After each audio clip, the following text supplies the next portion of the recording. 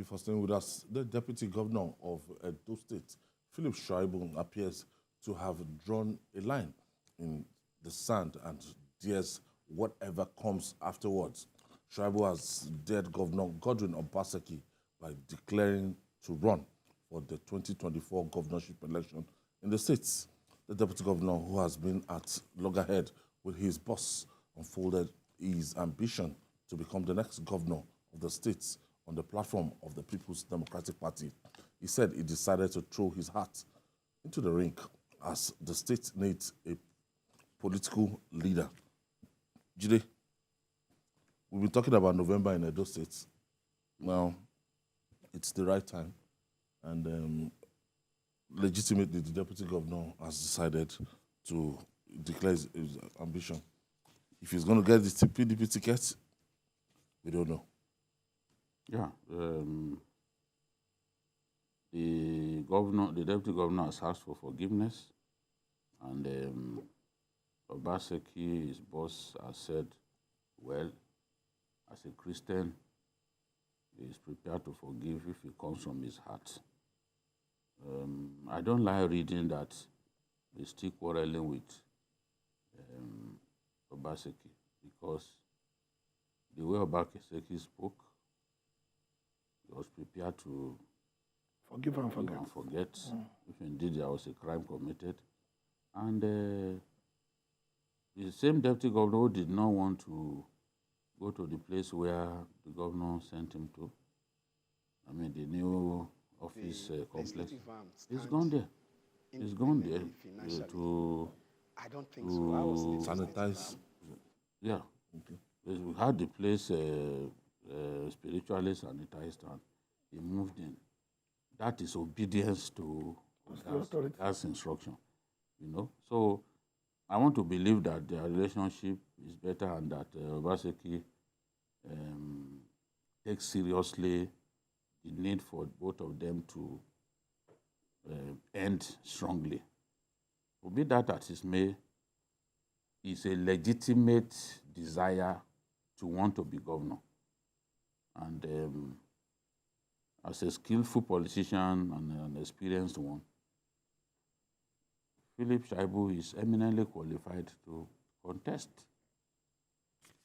And he is not prepared to go to APC. Former Governor Shomale must have felt that he wanted to come to APC when he said APC is not for internally displaced politicians.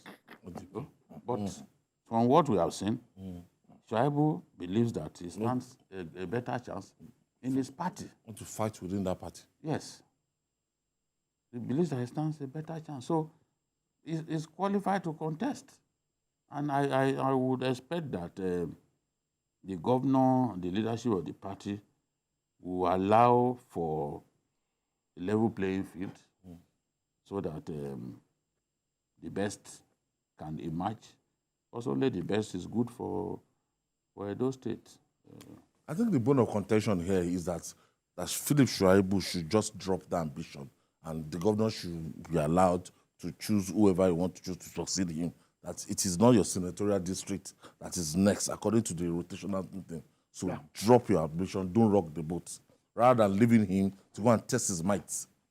Well, the governor, like all governors, like we said, believes that he's the best person to decide his successor.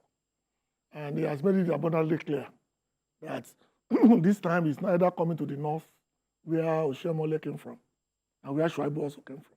And he's not coming to the south, where the governor came from. I think they are looking at central to get it. But all these are permutations based on ignoring certain realities. Philip Shaibu is a politician. And you don't know, personally, I don't know any politician who is not an optimist. They believe they can squeeze water out of rock. So it doesn't matter what people say or what the permutations are. Philip Shaibu believes he has what it takes to become the next candidate for the platform of PDP. And good luck to him for that. But what is interesting going forward is going to be, what will this now do to the relationship between the governor and his deputy that has just been repaired less than a month ago? And that, to me, will be the drama we have to look out for. Because by saying that you want to give the states a practical leader. That, of course, is already an indirect indictment of whoever is the governor today. And that, to me, is going to be how it's going to run a campaign. That's not what he meant. He feels that, okay, the person coming does not have the experience that he has. Okay. What he's saying is, look, the state needs someone who will hit the ground running immediately. That is somebody already familiar with the ropes, not someone coming to learn the ropes. So that means he's aware. The point that he's making. He knows that his principal is supporting a banker without political experience. A non-politician. Yes, so he believes that, look, the state needs someone who will just hit the ground running, comes into office, is already familiar with the terrain, he will settle down quickly, and then begin to work. I wanted to ask him. He was thinking that, okay, whoever they are bringing now will amount to an experiment. You understand? Just like amount to an governor. experience. Experiment. You know, something that the person is not familiar with. But Philip Shaibu is in his natural habitat as a political animal. So he believes that, look, I am the best placed to continue the job that Obaseki has been doing for all these years. So I wanted to ask you that, look, does he have the capacity to pick up that ticket at the expense of the governor in the same political party? I don't know. I can't say, but I've seen people do that. Yes, I've seen people.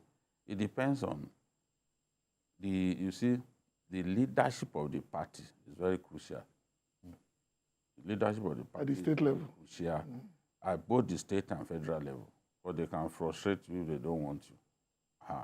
We've seen how we did. What is the module that they will use? Is it direct? Is it Delegates? Yes. Or direct? That can be. With that can actually decide who will emerge. So for people who are popular, for example, it will favor them when you say direct, and direct will take it completely out of the governor's hands. So we will not allow that. Except they are prepared to massively compromise the system. Indirect will put power in the hands of every member of the party. At that stage, governors have little to do by way of manipulation. People do that when they can see that a candidate or an aspirant is very, very popular. That was what the SGF opted for in Benue. Father earlier, extremely popular, it was like a moving train, you know. SGF opted for direct primaries because clearly Alia was his choice, and he knew that with Alia's popularity, he does not even need to campaign. And so he clinched it. If they had not done that, people who had been in the party for years, they would have greater support from delegates. Because these are people that they've dealt with, related with over the years, more than an individual who had not been in the party for long, a cleric who just joined them. But the popularity of the cleric was overwhelming. And the SGF, Akume, knew that he could profit from that. That's what happened. Today, both men are not chummy anymore, but that is the nature of politics. And finally,